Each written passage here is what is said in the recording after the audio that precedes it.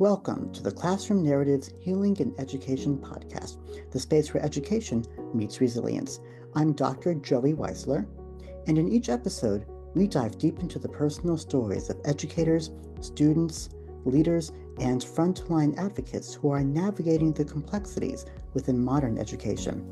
Whether you're just starting your teaching journey or are a seasoned professional looking for inspiration, we'll explore how to foster meaningful change, prevent burnout, and build trauma-informed communities within our schools.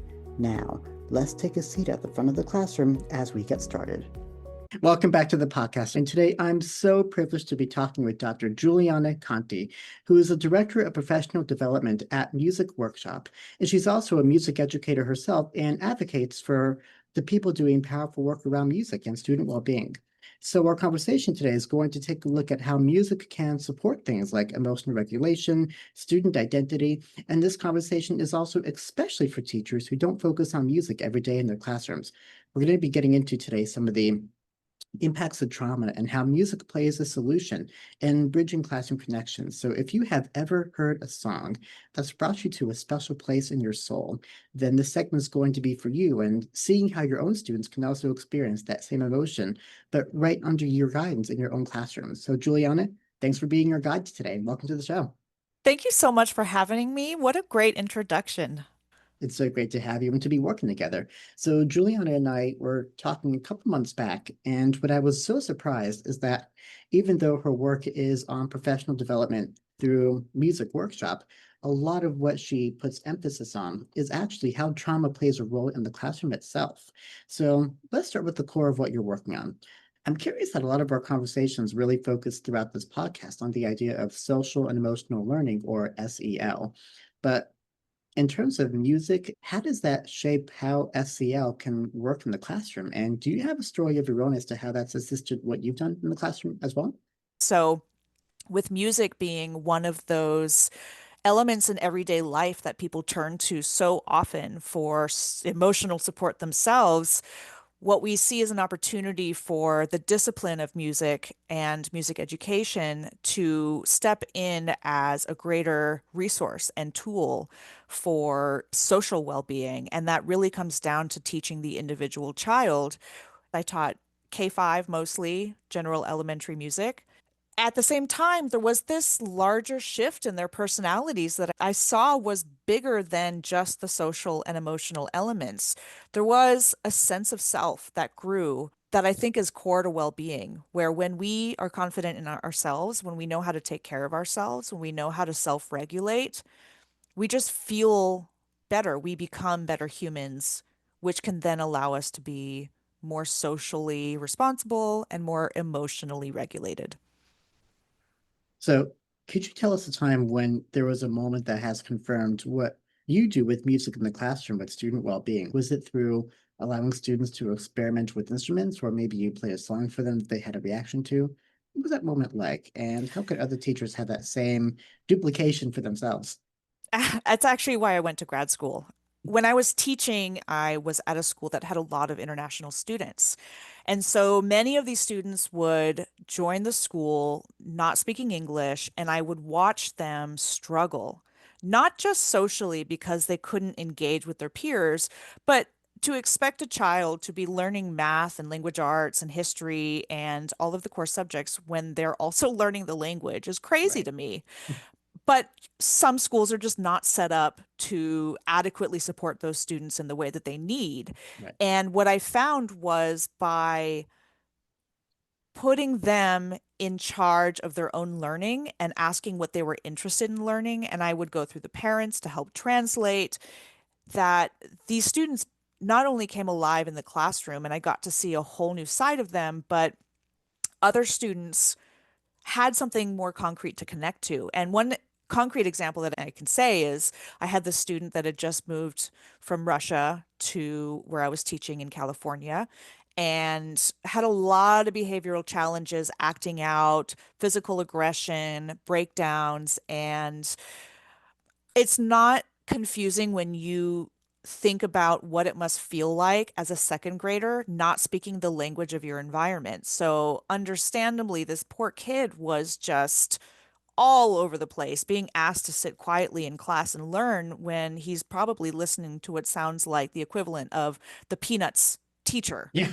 So at some point, I asked this boy who was super sweet with me what he would want to learn. And in his limited English at the time, he said that he had a favorite song. And so the mom came in, she and I built this little slideshow for his class where they learned it's a basically the song. Oh my gosh, I can't believe I'm going to sing this.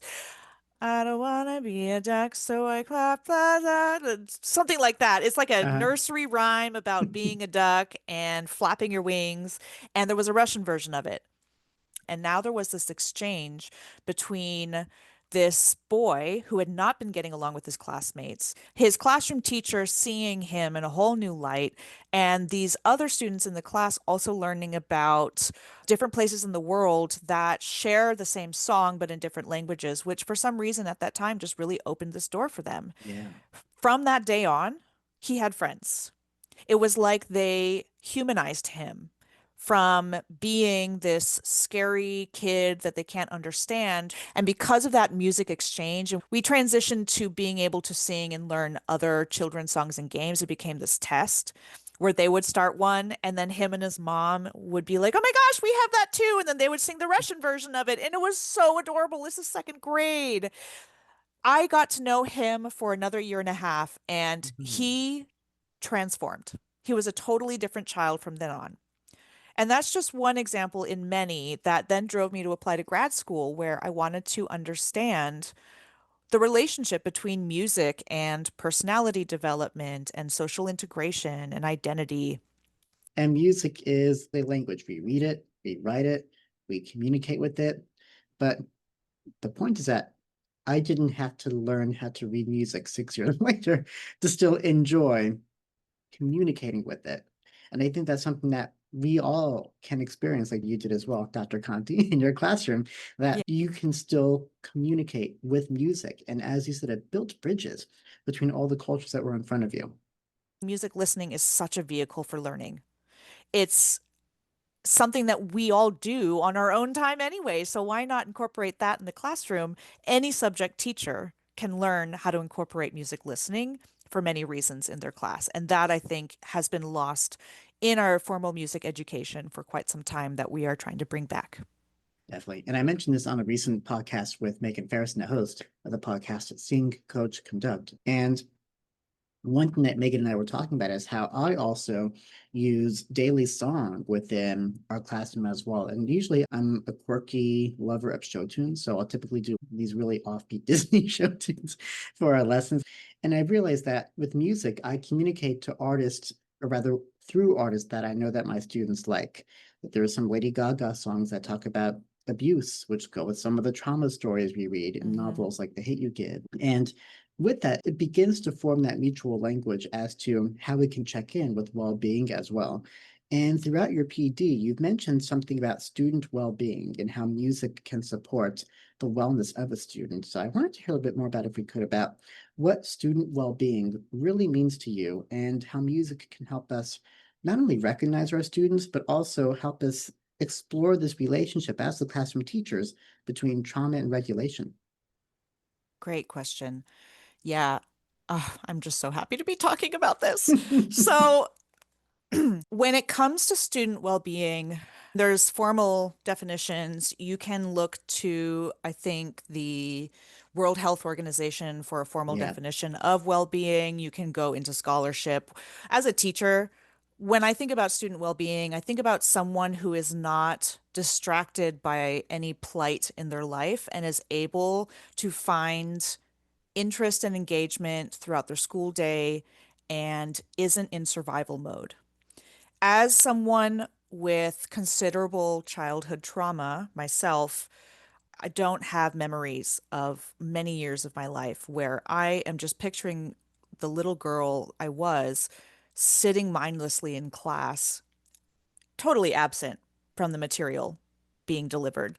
I got really poor grades for a long time because of it. And this is from having two parents with serious health conditions. So, as an only child with no one else in the country as family, it was really isolating. And I think about that little girl, and when she would go home, she would use music as a way to ground herself.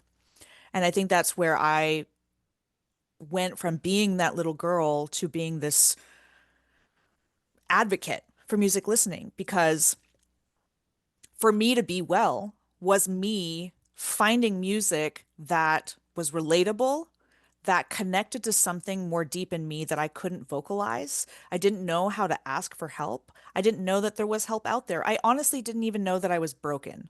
I just knew that I had to get through each day. I had responsibilities like homework and practicing my viola that, for whatever reason, continued. Even brushing my teeth, I resented all of it because I was like, how are you going to expect me to care for these adults and parentify me and have to witness like my father getting a liver transplant and basically dying multiple times and flatlining, and just the amount of chaos in my personal life? Everything else felt like a joke. And for students, we don't know what they go home to. We don't Right. know what is happening in their lives that they are bringing into the classroom. And there's so many statistics about student behavior that is actually symptoms of trauma that manifest as disciplinary issues that also lead to perpetuating the school to prison pipeline. We punish kids for symptoms of trauma. Having come from that background myself, what I want for students in their well-being is to feel like there are resources out there so that they can vocalize asking for help. They can know what's happening in their bodies and be able to assign names to it, and that they don't live, like I said, in fight or flight survival mode all day. And it's also fight, flight, fawn, and freeze. There are new ones out there too. And so, teachers, be mindful of that fawn. If you have a teacher's pet, that could also be a survival mechanism. Anyways, my point being that well-being is for students in school being able to actually engage and not disassociate. And what our PD course covers is a lot of the symptoms that teachers may not understand that are adverse childhood experiences or signs of trauma or toxic stress in students that may be brushed off as just poor student behavior, when those students actually need different resources. And the capacity for music to be one of those resources is for multiple reasons. One of them, it's not direct as it would be if we were to sit down a student and say, "Hey, what's going on in your life? Are you okay? What's wrong? What are you feeling? What's happening in your body right now?" Some students don't respond to that. They get afraid. They don't know how to talk, or there's a legitimate threat in their life where they're unable to talk about it. Whereas music is a vehicle that communicates so much without being direct. Right. There's like the cognitive and neurochemical and nervous response systems that have been shown to become activated through music listening. And for example, like when we get the chills when we listen to music, that's a physiological response connected to how we're hearing and processing it mentally. And there was a part of our professional development that talks about this great mechanism in music for people who have experienced trauma or for people who have challenging emotions or intrusive thoughts, where when listening to music that is sad or scary, there's so much research dedicated to trying to understand why sad music feels good. Part of it is because you get to experience the threat in the sound of the music, which I think is part of why cinematic music is also so profound and has such a great effect on how we process movies. The way that we respond to that emotionally is like being put in a threatening situation and then coming out of it safely. Students are in a developmental stage in their lives that are setting them up for the rest of their life to understand their place in society and what kind of threat they're under. And if we think about human evolution, being able to identify threats is how we survive. And for students who are living in conditions or have experiences that have altered their understanding of threats, which is definitely the case for trauma. One of the best ways that they can learn to stop being so hypervigilant all the time and anticipate threats constantly, which I'll tell you is incredibly distracting when you're in Yeah. school trying to learn, is to expose them to unreal threats, which music can be. Like when we think about if you were to listen to Mars by Gustav Holst, it's a standard piece of music that's used in films all the time to show scenes of war and chaos, and it's really intense. The body responds to that in a similar way it responds to threats, except when the piece is over and your nervous system comes back to equilibrium, you're retraining your mind and your body to understand that other kinds of threats can exist and you're still going to be okay. Students need to understand and experience being okay despite there being threats and fear, whether or not they're actually in existence, because so many times students learn to be hypervigilant to where fear is part of their everyday life, even though maybe that threat that trained it in them has been gone for a long time. Music is a way for us to practice being scared or being vulnerable, being emotional, and it being safe. Music also provides us senses of safety. And I think nostalgia comes into that Mhm. big time. Teachers are in a position at this stage in children's lives when the music that becomes nostalgic is happening right now. We listen to music from when we were kids and we get this flood of memories and Hmm. emotions. And it's like you get to see someone you haven't seen in decades. Yeah. And it feels as if the last time you saw them was yesterday. It's such a phenomenal ability for the human mind to connect to our past in that way. And teachers are in a position right now in that student's developmental stage to help guide and facilitate music listening, where students can find that music right now that they connect to so deeply, it becomes their nostalgic connecting point in the future. We can help children create emotional anchors through music and nostalgia to help also combat the negative emotions that come with trauma. And I think that's part of trauma informed teaching that isn't really discussed because it's such a novel concept and it's so intuitively sensical. Like you hear it and you're like, that makes so much sense because I Yeah. listen to music, I experience all these things. But for it to become teaching practices, has to be done in a way through a professional development series like ours, where all those dots are connected. And then we tell you, okay, this is how you can actually do that and make it a reality. But all of it is incredibly important and so easy to integrate. I just have to pause because you're making me remember one of my favorite practices from when I was that middle school teacher. So when we talk about my quirky Disney show tunes, one of the things that I did when I was teaching eighth grade is that every day when they would come in, I would have playing in the background the opening to I Can Go the Distance from Hercules. And Oh, as great they were song. doing that, they'd be putting all their phones in little pockets, and we would call it phone nap time, where they put their phones away for 90 minutes. And then at the end of class, I would pace it out so it was minutes before the bell rang. I would play the second half of I Can Go the Distance, and they would go and grab their phones again. And at that, after that triumphant da da da da, like that triumphant ending, I would then just say like a little, I don't know what classroom closure thing where I would just say, because I actually have it right in front of me, I cleaned my clipboard recently. May you find your way and go the distance to seek that it is here in this classroom, this space where you belong. And then the bell would ring every day. Oh, And after I left that year, I had a student's mom email me a picture of her son watching the fireworks at Disney World. I Can Go the Distance in the background. She says he thinks of you every single time he hears this song. that is so profound. Oh So my that proves your goodness. point that it bring certain songs are rooted in the now. Like the songs that we play for our Yes. students are setting nostalgia for them at that moment. And we can't take that for granted as their classroom teacher. No, and I understand why it's not such a regular practice because especially if you're working in a school where you don't, or at least if you're of the age where you genuinely do not understand student taste. in Mhm. music. Like that is a real barrier.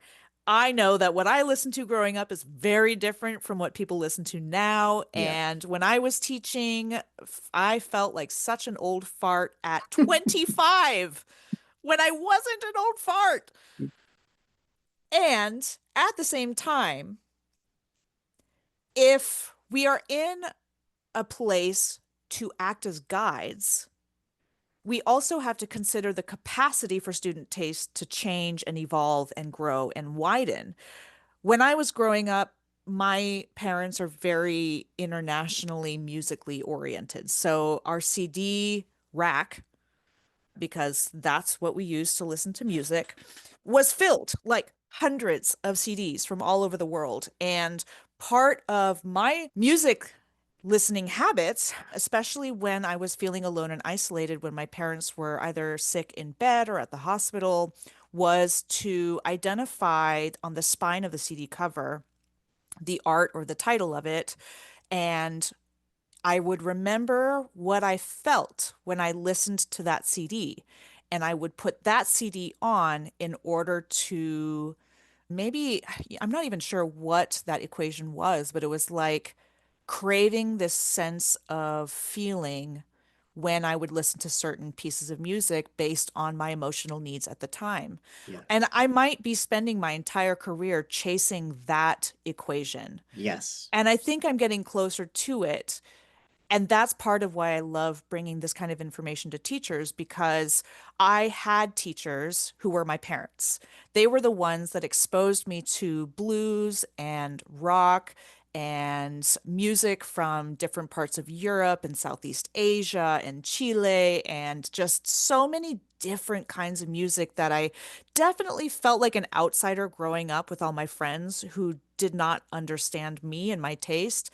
But then when high school hit, I became this bringer of musical cultures. And all of a sudden, my friends were all like, what do you have for this feeling? What do you got here? Ooh, what is that? And I'm sharing music. And when I became a teacher, I was exposing my students to music from different genres and cultures and time periods, and their taste grew and grew and grew. And so, what would have been an isolated conversation about maybe like hip hop, which I have a limited understanding of modernized hip hop, but I can speak to like 90s, early 2000s hip hop. And that would be kind of enough of a connecting point. But instead, we started with their interests and then we grew it. And I learned with them and I showed them some of what I know and learned. And they loved hearing from me and learning about the human side of me. And I remember my students then asking for our school performance if they could perform like these blues songs and these other songs that they otherwise would never have heard and are now loving, which have become probably, I assume, as they've grown up, parts of their music listening options. So even if a teacher doesn't know directly about the music from their students, one, their students can teach you. Never miss an opportunity to be taught by your students. It is such a rewarding exchange, and it's a necessary part of being a good teacher. We don't own all the knowledge. We aren't the bringers of knowledge. We are the facilitators of learning. And then learn with them. What can you tell them about your musical taste? And then what can you all learn about the world of music? And this is where I think Music Workshop's free curriculum is really helpful. For teachers of academic subjects like English, history, science, math, what would you want them to know about the power of music in their classrooms? Music is involved in everything: language arts, songwriting, poetry. You talk about how to understand metaphors and what makes someone write songs the way they do. How do our emotions react to the combination of certain words? There's so much potential there. Student creative writing can be magnified when explored through the lens of music. And then for math and science, think about the potential to offer students different ways of demonstrating knowledge and understanding. If you've got a sixth grade class and normally you would have them do an essay or go home and do some equations and just memorize the information until they're blue in the face and then hope they know how to do it on the test. What if instead you could offer the option for them to write a song about the concept that they're learning and demonstrate that by performing it to the class, or rewrite the lyrics to another song? And what if they were to create a one act or a skit and they could perform that for their class? Or they just submit this information and you see that they're understanding the material, and maybe you've given them a different vehicle for demonstrating their knowledge. And I can say from personal experience that I am a horrible test taker. But when verbally tested, my teachers could see I understood the material. I just had such bad test anxiety that I would undoubtedly fail it. So students benefit when there's different ways of learning and demonstrating their understanding of a topic, and music is a great vehicle to do that. And then, of course, you get into the humanities, and music is human.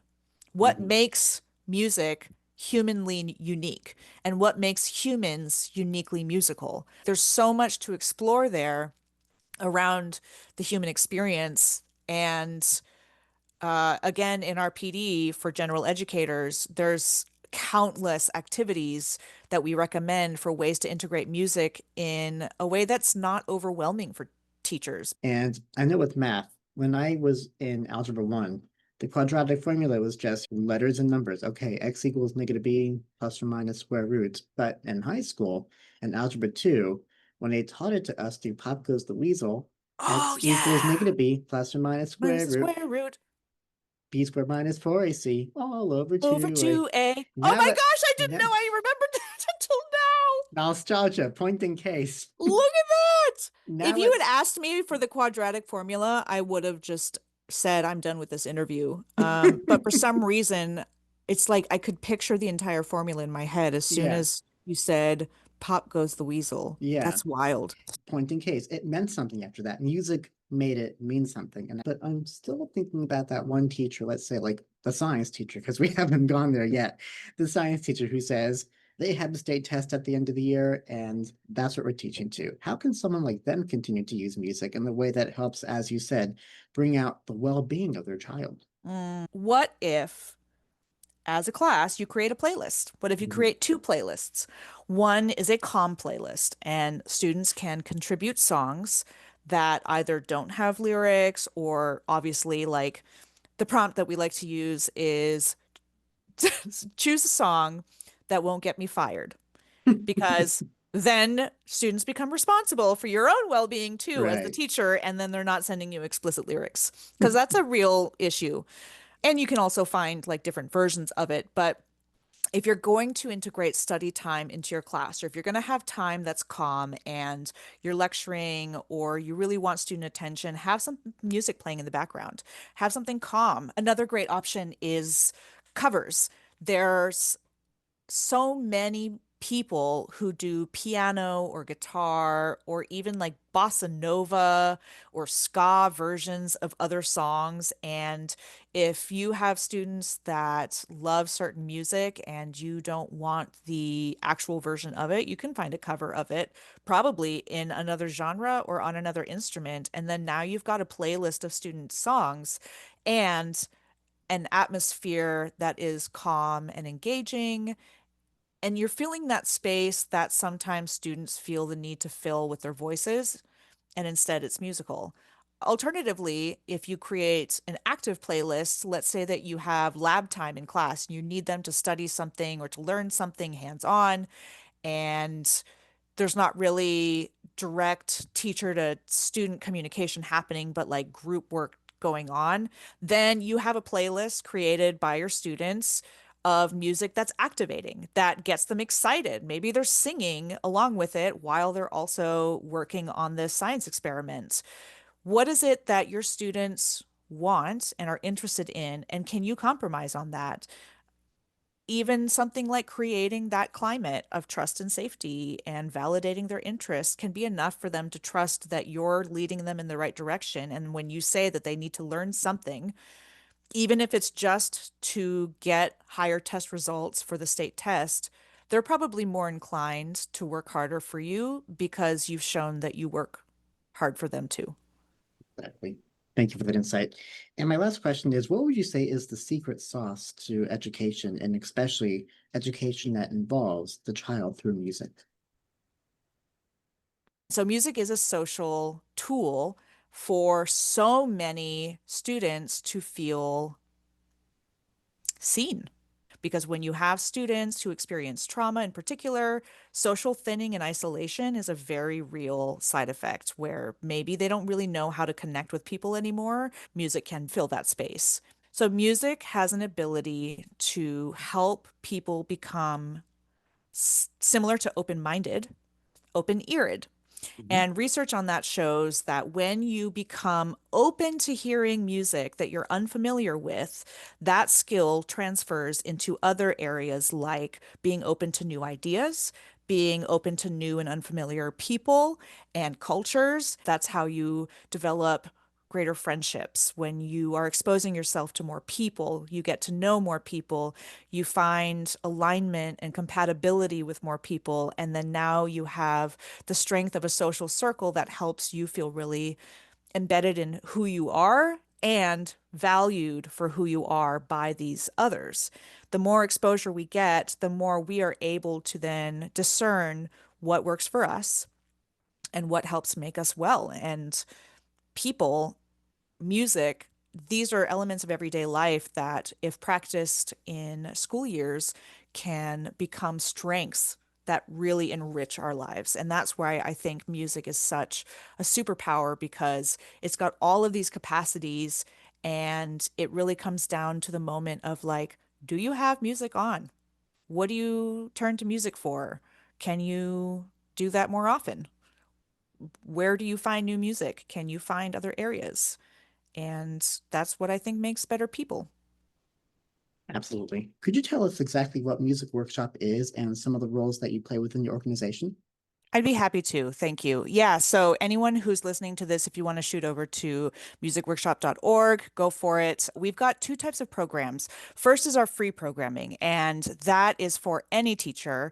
Originally, we were an organization dedicated to music teachers to fill the gap of those who might be absent in school or first year, need more resources that are culturally responsive and vetted by professional advisors. We do all of that work for you, and it's all free. The only catch is that we just ask for feedback. How'd it go? Did your students like it? So that's half of our organization. The other half is professional development, which is what I have the great privilege of facilitating. So, starting about 2 years ago, we built our first Music for Wellbeing course. And these are online, self paced for both music teachers who have their own course and then general educators. And we have two other types of courses as well. One of the courses is 6 hours. And it's for music teachers called Teaching Music for Wellbeing. And we talk about the fundamentals of well-being. We use the PERMA framework from positive psychology as a way to identify 5 areas of well-being in students or lack thereof, and give teachers a tool for being able to recognize signs that some students are maybe not okay, but not quite at the level of calling CPS. And that's usually where teachers find themselves experiencing burnout and secondary trauma. And I think, having been in this position myself, a lot of helplessness that leads to mental health challenges for the teachers as well. Because what do you do for a student who you have limited time with and you can tell they're just not okay? Well, music is a great tool for that. So, for music teachers, we empower them with a heightened skill set, given their focus is already on music, to turn their attention to student well being through music. And then for general educators, we realize we have to do some of the lifting for what kind of music can general educators confidently teach in class. So, we provide the same framework, the PERMA model, which includes positive emotions, engagement, relationships, meaning, and achievement. Those are the 5 areas that teachers learn to recognize and target through music. And each of these courses are 6 hours and it comes with a certificate. So it also counts towards your professional development hours, usually required for continuing education, for recertification, or for higher salary levels. The more we allow ourselves to be stretched thin by teaching, the less effective we're going to be for the students who do genuinely need our help and our best. So if you've got 2 hours and you want to learn some strategies for implementing boundaries, understanding teacher burnout, and some of the symptoms that can lead teachers to really lose that passion, this is definitely a course for you. And currently, we are building one on classroom management. Title is TBD, but the idea is that since it's our most requested topic, how, as music teachers and then separately for general educators, can music be a tool for facilitating learning in a classroom when we see statistically that student behavior and absenteeism is at all-time lows and we need help? So, in order for us to feel like we're able to contribute to the teaching workforce in a meaningful way, we are working with 3 expert advisors who are helping us develop some concrete tools and recommendations for teachers to feel equipped with better classroom management skills. It's great to know that there's tools out there that help them do that. And I think one of the things that help play into that training is, in fact, that PERMA model that you offer, which is positive emotions, engagement, relationships, meaning, and accomplishments, those 5 different categories, which are a good framework to positive psychology. And I wanted to say thank you so much again for continuing to share both your expertise and humanity for teachers of really all subject areas, because whether it's a playlist, a lyric, or even just a quiet moment of music in our classrooms, what you choose to bring in could be what helps the student feel safe, seen, and heard. You don't have to be a music teacher to offer any of that. So thank you again for listening, and as always, remember to take care of yourself and your classrooms and let the power of music guide you there. Thank you for joining us on the Classroom Narratives Healing and Education podcast. If today's episode inspired you or made you think differently, I'd love to hear from you. Drop a comment or review wherever you listen to podcasts, and stay connected with us on the @Classroom Narratives podcast over Instagram and Facebook. Remember, together we can transform our scars into stars in education, one conversation at a time.